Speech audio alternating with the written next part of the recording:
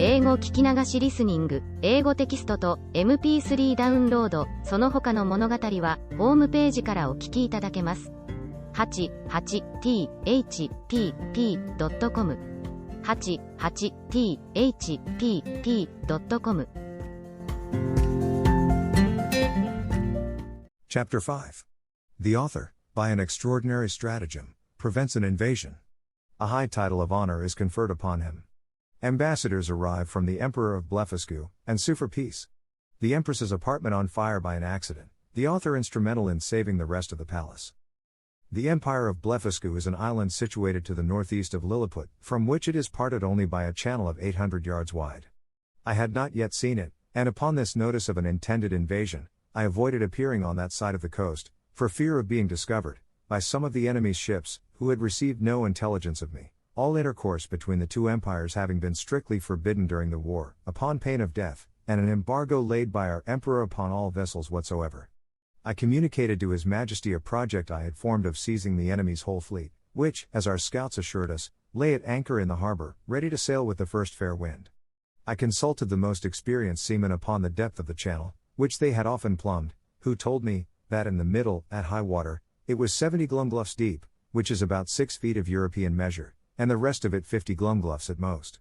I walked towards the northeast coast, over against Blefuscu, where, lying down behind a hillock, I took out my small perspective glass, and viewed the enemy's fleet at anchor, consisting of about 50 men of war, and a great number of transports. I then came back to my house, and gave orders, for which I had a warrant, for a great quantity of the strongest cable and bars of iron. The cable was about as thick as packthread, and the bars of the length and size of a knitting needle.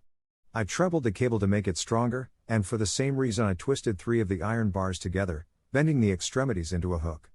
Having thus fixed 50 hooks to as many cables, I went back to the northeast coast, and putting off my coat, shoes, and stockings, walked into the sea, in my leathern jerkin, about half an hour before high water.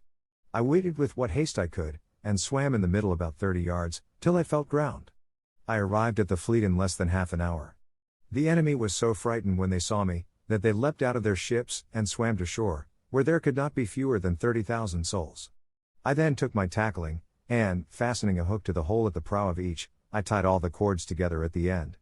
While I was thus employed, the enemy discharged several thousand arrows, many of which stuck in my hands and face, and, beside the excessive smart, gave me much disturbance in my work. My greatest apprehension was for my eyes, which I should have infallibly lost, if I had not suddenly thought of an expedient. I kept, among other little necessaries, a pair of spectacles in a private pocket, which, as I observed before, had escaped the emperor's searchers. These I took out and fastened as strongly as I could upon my nose, and thus armed, went on boldly with my work, in spite of the enemy's arrows, many of which struck against the glasses of my spectacles, but without any other effect, further than a little to discompose them. I had now fastened all the hooks, and, taking the knot in my hand, began to pull, but not a ship would stir, for they were all too fast held by their anchors, so that the boldest part of my enterprise remained. I therefore let go the cord, and leaving the hooks fixed to the ships, I resolutely cut with my knife the cables that fastened the anchors, receiving about 200 shots in my face and hands. Then I took up the knotted end of the cables, to which my hooks were tied, and with great ease drew 50 of the enemy's largest men of war after me. The Blefuscudians, who had not the least imagination of what I intended, were at first confounded with astonishment.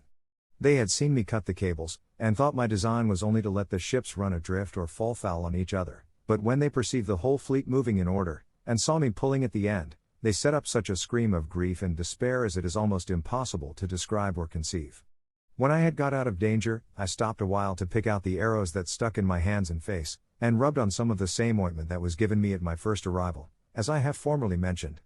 I then took off my spectacles, and waiting about an hour, till the tide was a little fallen, I waded through the middle with my cargo, and arrived safe at the royal port of Lilliput. The emperor and his whole court stood on the shore, expecting the issue of this great adventure. They saw the ships move forward in a large half-moon, but could not discern me, who was up to my breast in water. When I advanced to the middle of the channel, they were yet more in pain, because I was under water to my neck.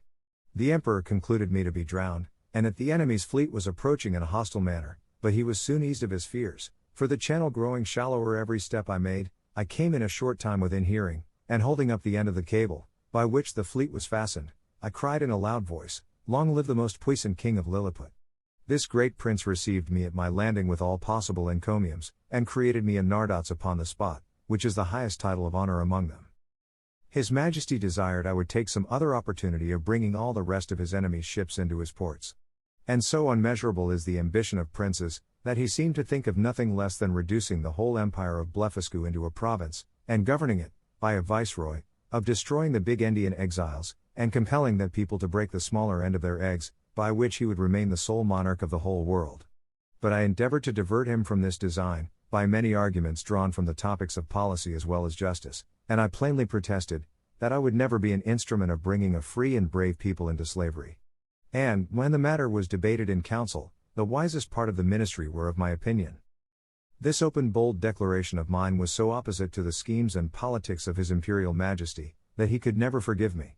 He mentioned it in a very artful manner at council, where I was told that some of the wisest appeared, at least by their silence, to be of my opinion, but others, who were my secret enemies, could not forbear some expressions which, by a side wind, reflected on me.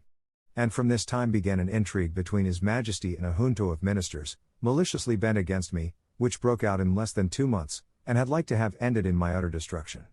Of so little weight are the greatest services to princes, when put into the balance with a refusal to gratify their passions.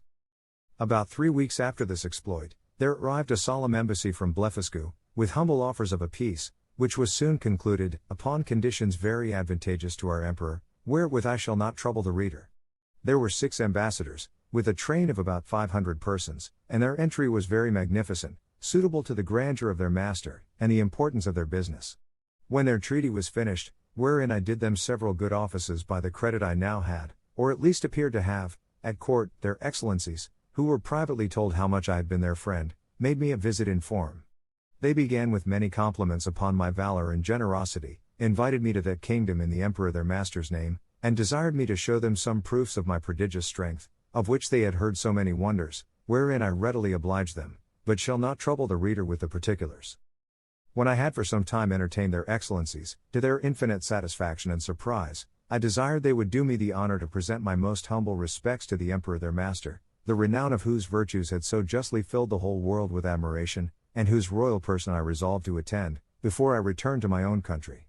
Accordingly, the next time I had the honor to see our emperor, I desired his general license to wait on the Blefuscudian monarch, which he was pleased to grant me, as I could perceive, in a very cold manner, but could not guess the reason, till I had a whisper from a certain person, that Flimnap and Bolgalam had represented my intercourse with those ambassadors as a mark of disaffection, from which I am sure my heart was wholly free. And this was the first time I began to conceive some imperfect idea of courts and ministers.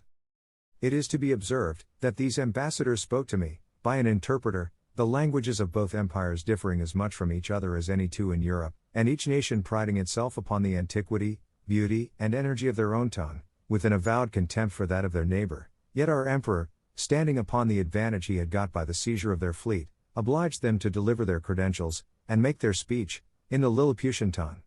And it must be confessed, that from the great intercourse of trade and commerce between both realms, from the continual reception of exiles which is mutual among them, and from the custom, in each empire, to send their young nobility and richer gentry to the other, in order to polish themselves by seeing the world, and understanding men and manners, there are few persons of distinction, or merchants, or seamen, who dwell in the maritime parts, but what can hold conversation in both tongues, as I found some weeks after, when I went to pay my respects to the emperor of Blefuscu, which, in the midst of great misfortunes, through the malice of my enemies, proved a very happy adventure to me, as I shall relate in its proper place. The reader may remember, that when I signed those articles upon which I recovered my liberty, there were some which I disliked, upon account of their being too servile, neither could anything but an extreme necessity have forced me to submit. But being now a nardots of the highest rank in that empire, such offices were looked upon as below my dignity, and the emperor, to do him justice, never once mentioned them to me. However, it was not long before I had an opportunity of doing His Majesty, at least as I then thought, a most signal service. I was alarmed at midnight with the cries of many hundred people at my door, by which, being suddenly awaked, I was in some kind of terror. I heard the word burglum repeated incessantly. Several of the emperor's court, making their way through the crowd, entreated me to come immediately to the palace, where Her Imperial Majesty's apartment was on fire, by the carelessness of a maid of honor, who fell asleep while she was reading a romance. I got up in an instant, and orders being given to clear the way before me, and it being likewise a moonshine night, I made a shift to get to the palace without trampling on any of the people. I found they had already applied ladders to the walls of the apartment, and were well provided with buckets, but the water was at some distance.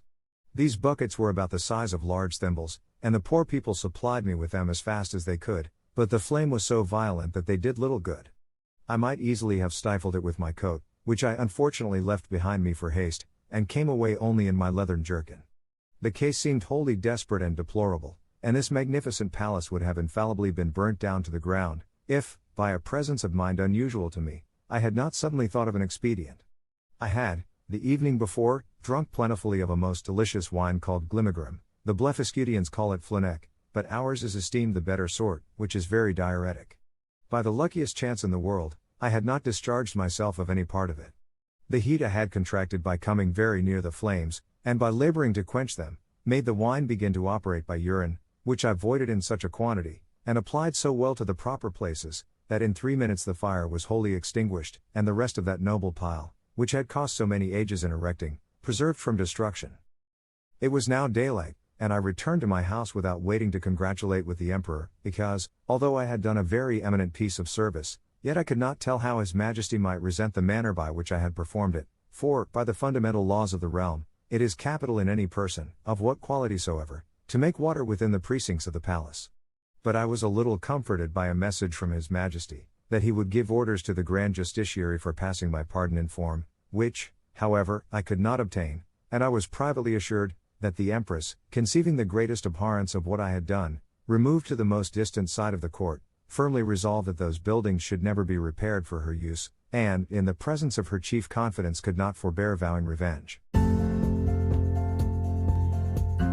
英語聞き流しリスニング、英語テキストと MP3 ダウンロード、その他の物語は、ホームページからお聞きいただけます。88thpp.com 88thpp.com